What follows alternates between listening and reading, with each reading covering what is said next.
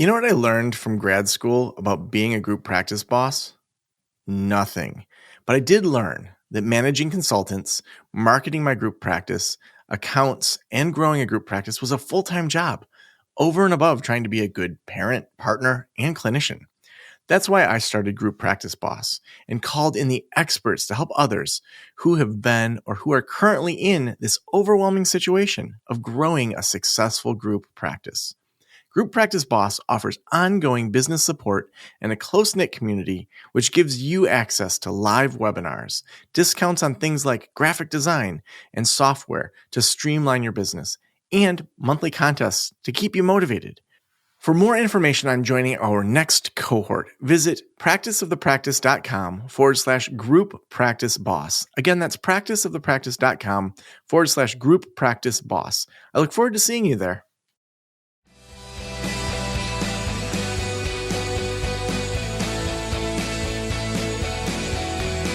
This is the Practice of the Practice podcast with Joe Sanok, session number 864.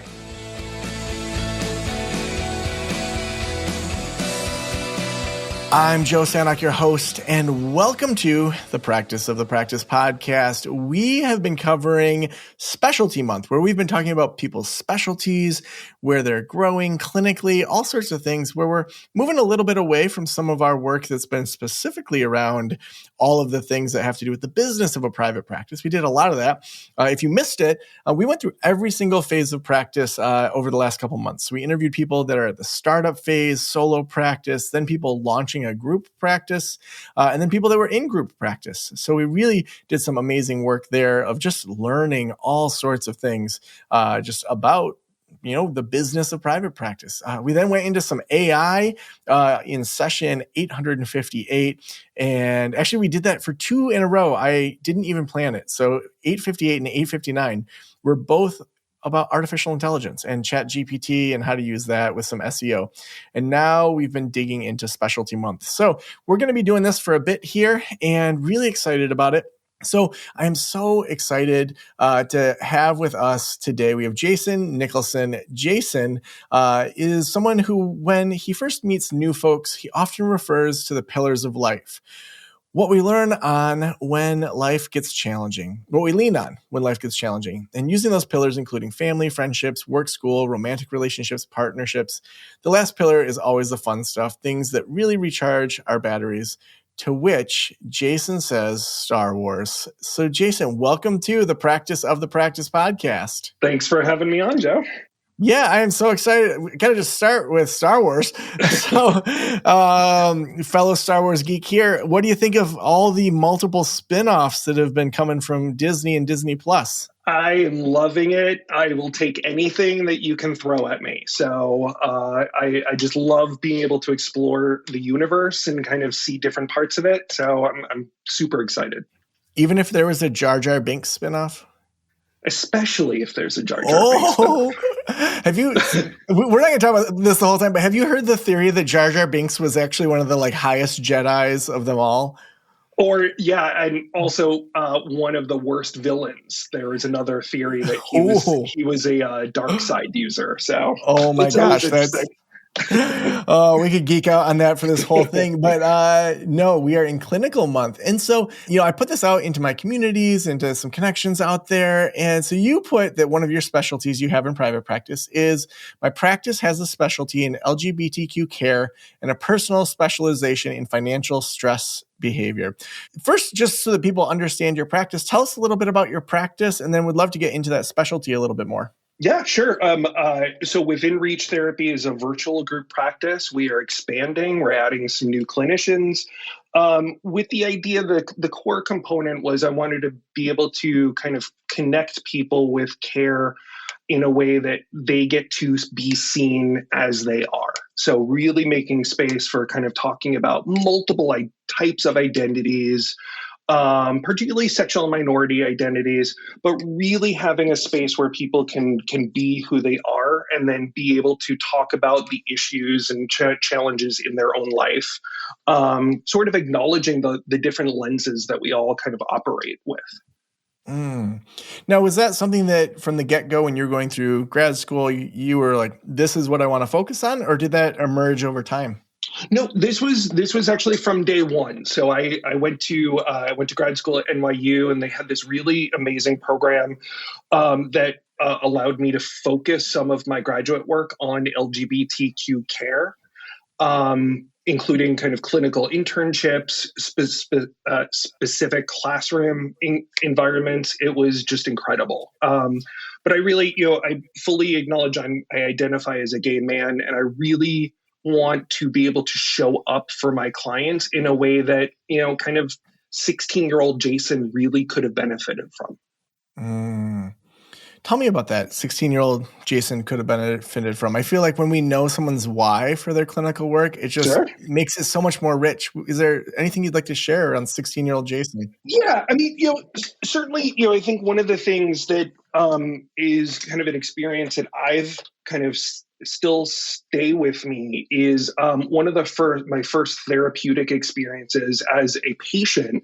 I shared my identity with the clinician, and she challenged my identity as being gay.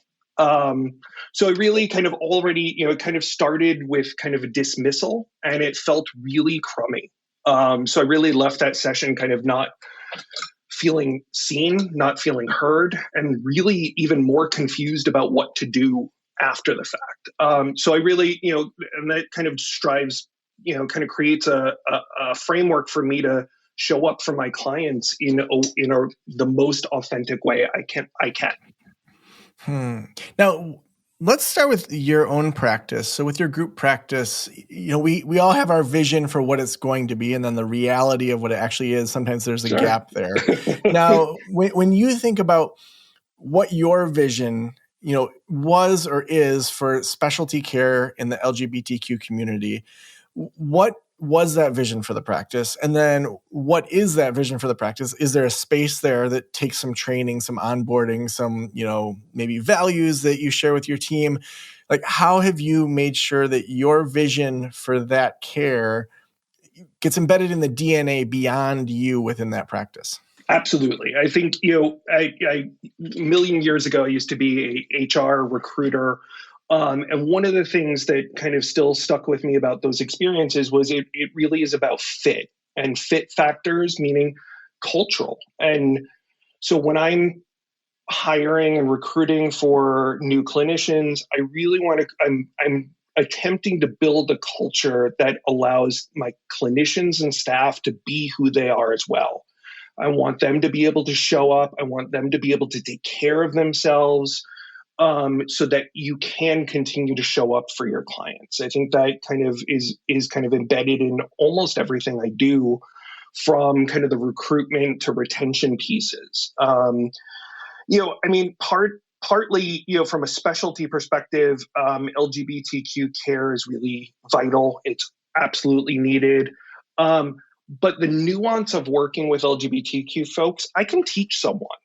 I can't teach someone necessarily to be able to make space for other people. So when I'm engaging and kind of talking to clinicians, I can, what we're really doing is communicating about our values. And I value authenticity and transparency, and hopefully a little whimsy or fun at some points. And I want to kind of, I kind of make as many spaces as I can for folks to kind of play with those things and show those values through their action and kind of how they care for folks, and what we do as a community, as a group, as a practice. Yeah. Now, taking that a step farther, what do you wish any general practice would know? If you were doing a masterclass or a training on how to do this type of care really well, what would you say are some of the essential, pillars that you would want people to just have embedded within their culture of their practice? Yeah, I think the most important thing is actually just acceptance that we don't know everything. And it's okay for me to ask questions. It's okay for me not to necessarily have the exact same experience as the client who's sitting in front of me. But I think from that perspective, curiosity and kind of that gentleness about the curiosity is really important, right? The client is the expert in their own lives. I am no expert in how they want to live their life, but I want to partner with them to kind of figure out what that might look like for them. That's such a great way to think about it. What else would you, if you were doing a master class for therapists, what else would you want them to take away? I think the bigger piece is if we were doing a master class, I think one of the things that is most important that is not just around LGBTQ issues, but really kind of I use the word epidemic across our country, is really this sense of isolation and loneliness. Multiple groups have folks that are really struggling to connect, really struggling to find community or build community. And that's really important to kind of acknowledge and kind of figure out ways that we can kind of connect with connect our clients with community, or give them the sense of autonomy and ability to kind of build their own. We are social creatures. We strive for connection. Yeah, I 100% agree. And I mean, I don't think I saw that as something that was like kind of natural for me to create community until I started reading. There's lately been so many news articles. Maybe I'm just getting targeted for them of how hard it is for middle-aged men to make friends. And I'm like, wait, what does my Apple News know that I don't know? But even just, my daughters in the school year of 2021 into 2022 entered a new school, and they had been on the road. We road schooled them, during the pandemic. And even just going to a new school and making new guy friends as, we're doing pickup, and then saying, hey, how about we all go get beers? Like that's a very natural thing for me to do. But then recognizing, whoa, that's not always natural for people. And to just hear some of those guys, like, I never have had a group like this. I'm like, we literally just met at school pickup. And it just, I think that idea of creating community and teaching your clients to do that, or even just giving them small steps, is such a great idea. Because I do think so many people are lonely or maybe stuck in their own friend silos that aren't a good fit anymore. Yeah. And certainly those kind of ebbs and flows are going to happen throughout kind of our life cycle. We have different needs. I'm a middle-aged guy myself. I have different needs than I did when I was 20 in college. I will have different needs when I'm 65 and thinking about retirement. Right. So these are kind of, developmental pieces that I think are really important to kind of keep on the radar for any client that we're interacting with.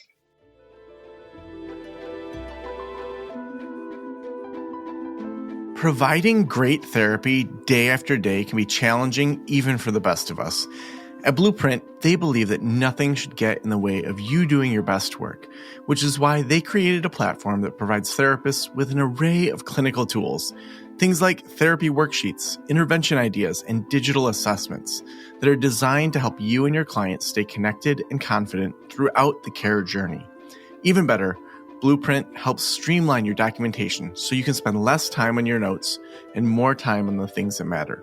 To learn more and request a 30-day free trial, visit blueprint-health.com. Again, that's www.blueprint-health.com. Now, when you think about formal trainings like grad school or CEU types of things, what would you say, and not to get too controversial, but what would you say that they get wrong when they're thinking about LGBTQ care, when they're thinking about clinical issues? Are there things that if you could rewrite the way it's taught, that you would do it differently? I come from acceptance and commitment therapy background. So I'm really grounded in ACT of kind of being in the present moment and really having our values define kind of what some of our actions might look like. But I think, in terms of kind of what they get wrong a little bit is a lot of what I hear about LGBT clinical issues is kind of a big umbrella, and it's so nuanced depending on where your client is from, what their experience is.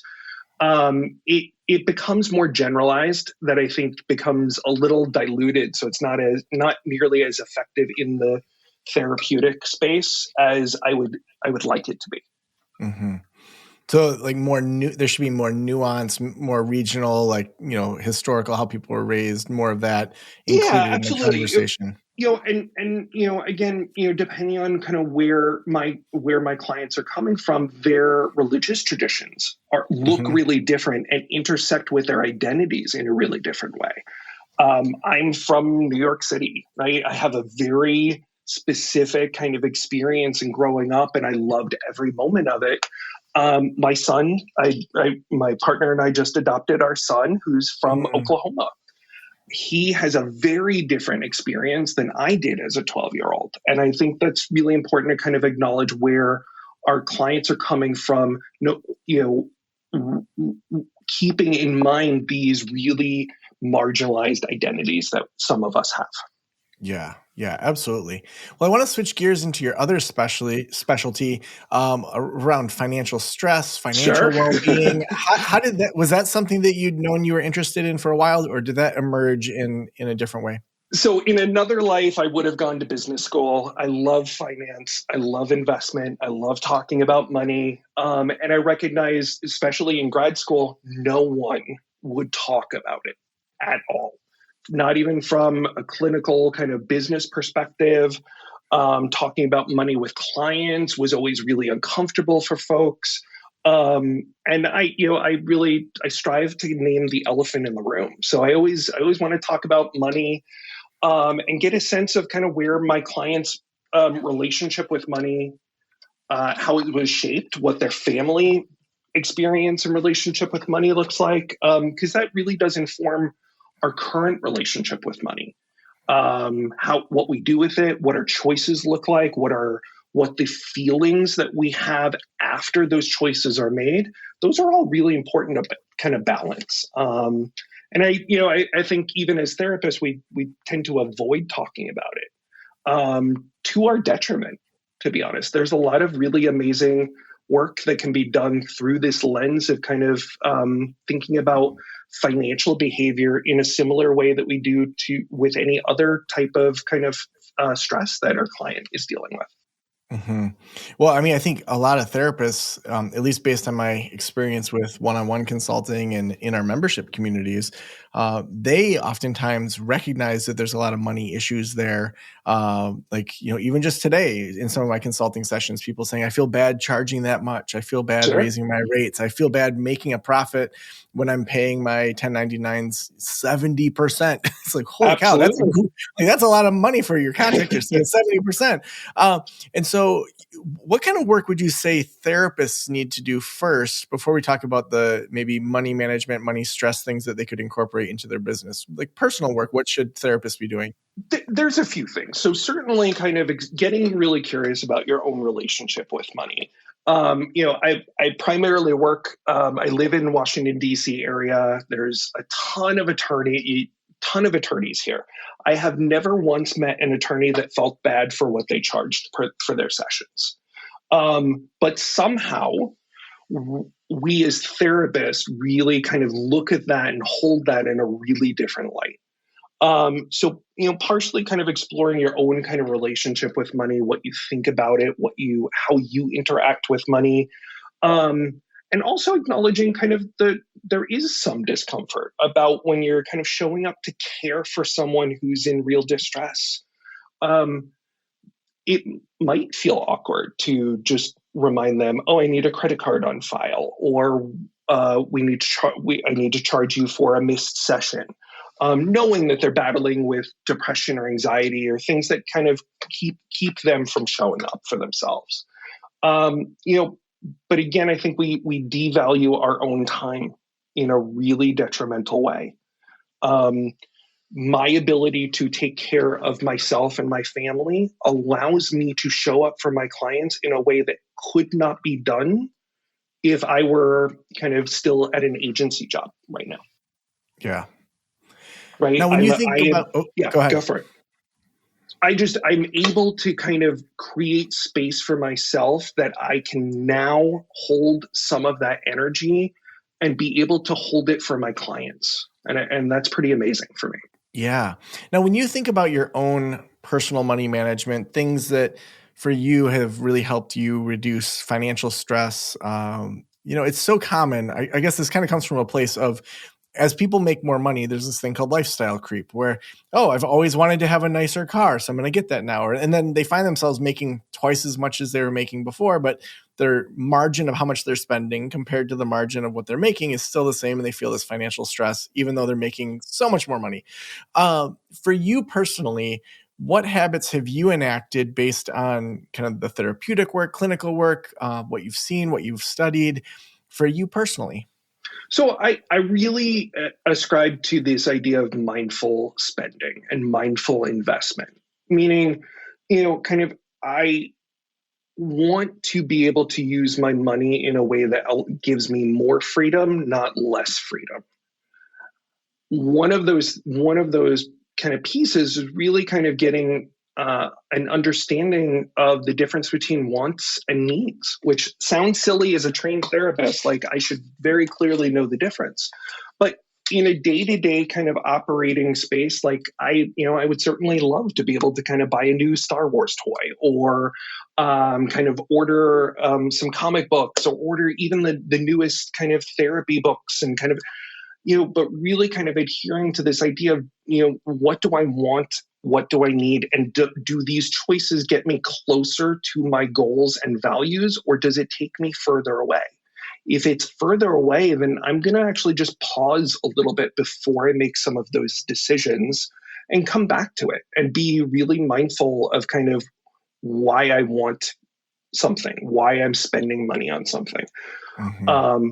Really with the idea of kind of really, it has to be aligned with our values. Once it's not aligned, it's going to feel really crummy. Yeah. It's interesting. I didn't even make this connection until you were just saying that wants and needs thing. My daughters are gone for a week on their spring break to visit their mom in California. And so I have this week where I can kind of do whatever I want for a week. And so I was folding laundry, which is exactly what I wanted to do. But no, I was like organizing my closet, and, there's not really many clothes that I need to get rid of. I did that whole, does this bring me joy thing 4 years ago and through the pandemic where I got rid of all the t-shirts that were itchy. And, over time I've said, okay, I like that shirt. I'm going to buy 3 of them. And, so I have that sought after capsule wardrobe where, I have all the pants I need. I have all the shirts I need, all the sweaters I need. Like everything is fine.